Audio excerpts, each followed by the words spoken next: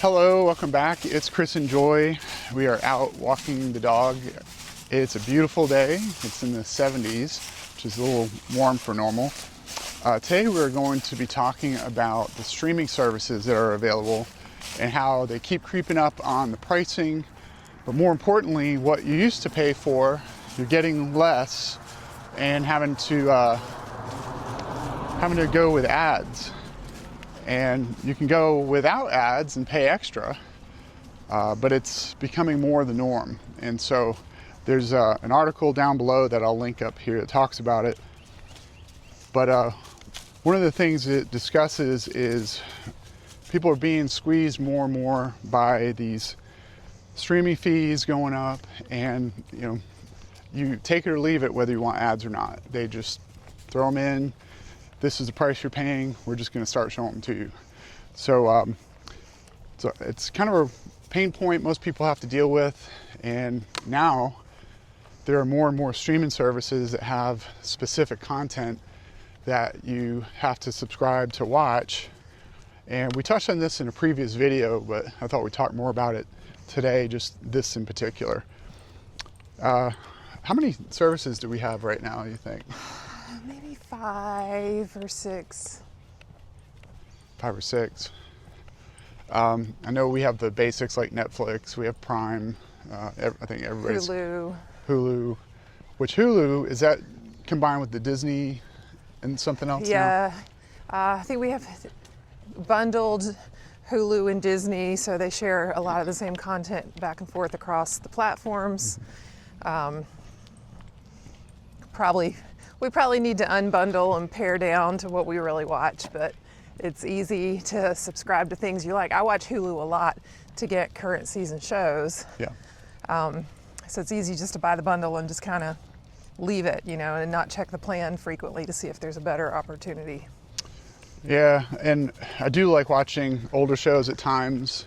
I think that's kind of our comfort zone where we're pulling up old series and watching them again. And the problem is it starts getting to a point where it's almost as bad as paying for cable back in the day. And I always said if they would just let us buy specific channels that we want and sort of pick a few and pay a lower price, that would be the key. And so we moved about 6 years ago, and we decided to cancel cable and just start with streaming with Rokus and iPads and stuff, just to see how it would go. And we haven't looked back. I mean, it's kind of nice. There's certain things that we do miss, but as a whole, having streaming services has been definitely the way to go. Plus, like an antenna for the news and stuff like that for 6 o'clock news and all. But this is called Streamflation, is what they're referring to with all of these streaming services going up. So monthly inflation was only 3% in December, but the category of subscription and rental of video and video games saw prices increase 19.5% according to the Bureau of Labor Statistics. So it's like Netflix, HBO Max, Disney Plus, Hulu, all boosted subscription prices last year. And what are you going to do? You can cancel, but if there are shows that you like or certain content that's only on 1 or maybe 2 channels, most of them just on 1, or they have specific movies and they're on all of them. So, but they're movies nobody wants to watch really. So during the pandemic, streaming companies prioritize subscriber growth above all else. Now that streaming audiences are largely stable, companies are under more pressure to be profitable and sustainable. Their whole key when we're all locked up for a couple years was get everyone on. Just try to get everyone into their streaming platform, get them kind of addicted to it, and didn't really matter, price-wise, what that meant. They just wanted to get people to get used to it, and just becomes a habit. And from there they're able to just, hey, we're going to raise the price $1 a month. Okay, that's $1. What are people going to do? So now there's a drive for better profitability and business performance, teamed up with the rising cost of content. And so I have some opinions on this. I'm curious what Joy would think, but like Netflix for one, they just have a ton of stuff they keep coming out with. And not all of it is good. And it's all their own production. They're spending millions and millions and millions of dollars to put out these shows that I don't even know who's watching it. But like, remember during the pandemic and they were kind of locking everyone into a studio and they'd have like 5 people doing the entire series and everybody's like in 2 rooms. I remember thinking that after COVID passed, we were going to look back and remember COVID movies and COVID series, because there were quite a few movies that came out during that time where it would be one person on screen and it would be a lot of monologuing. Yeah, and those were terrible. I mean, the special effects were terrible. The dialogue was terrible. I wish I could remember some of them, but they were forgettable, that is for sure. It would be movies where you would hear like one person's point of view on what the situation was, then it would go to a different person and give their point of view what the situation was. But you could tell they were completely separated. They were interacting with as few people as possible. So another thing they're trying to do is getting sports rights. That's the big ticket. Like if specific streaming services have all the NBA games or NFL games, people are going to want to sign up for it, and it's a huge draw for tons of people. And so what these carriers, the networks, what the streaming services are trying to do is to reduce churn. We churn sometimes with a few different services.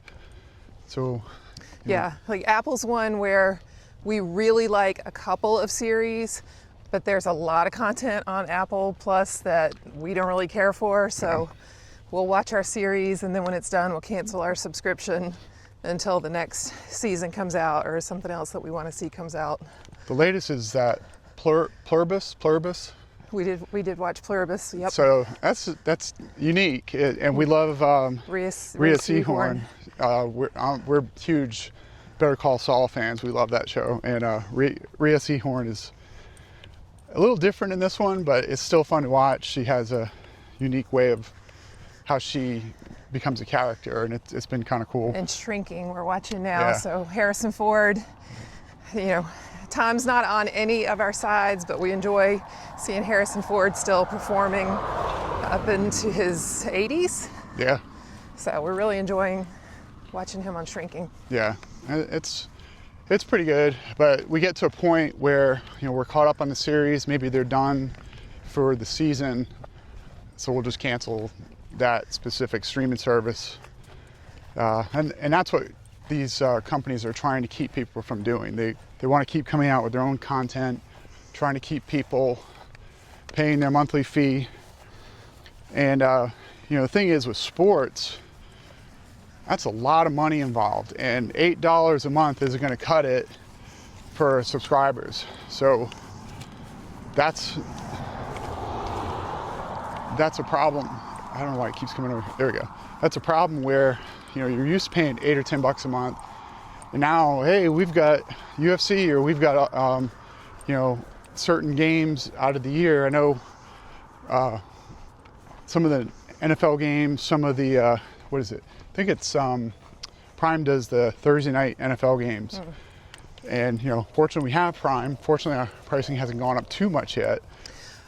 The problem with Prime is, again, we bought into Prime for all the perks that come along with it, right? You get the free shipping on Amazon, you get some streaming music, you get some video content, and I think we use all those services, but now everything we watch starts with a 2-minute commercial, and the statement is, watch this brief ad.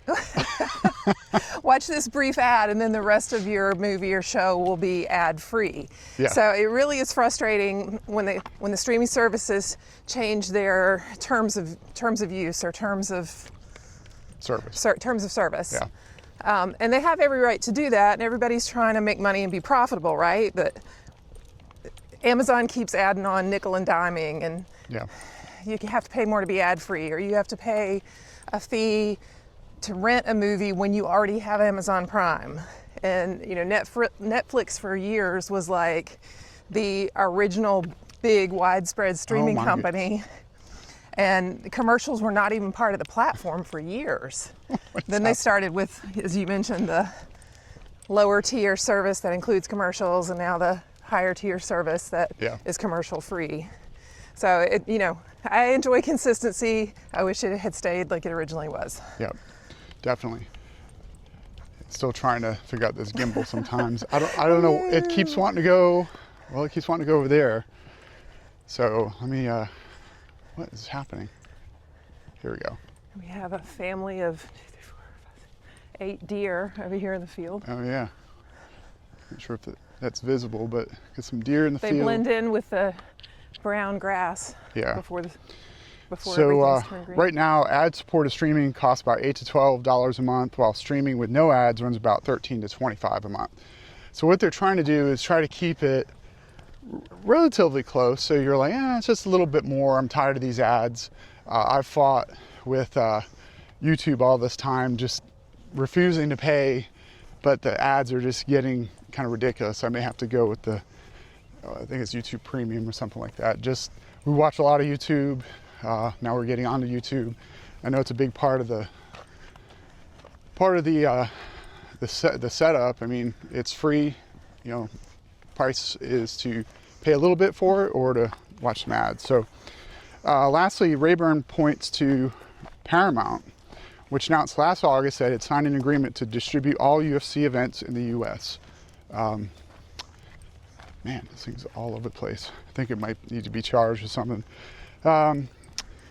But in November, it also announced that Paramount prices were going up. It's billions of dollars they just spent. They need to somehow pay for this. So not only that, but Paramount merging with Warner Brothers, I'm sure is going to affect things. You know, they got this huge package that they're having to pay billions of dollars out for UFC. Who's paying for it? We are. So that's why, you know, that's why it's such a big deal for people just to say, you know what, I'll sign up for a month or a couple months for what I want to watch and binge it and just ditch it. And at least we have that option. So it is a little bit better than cable used to be.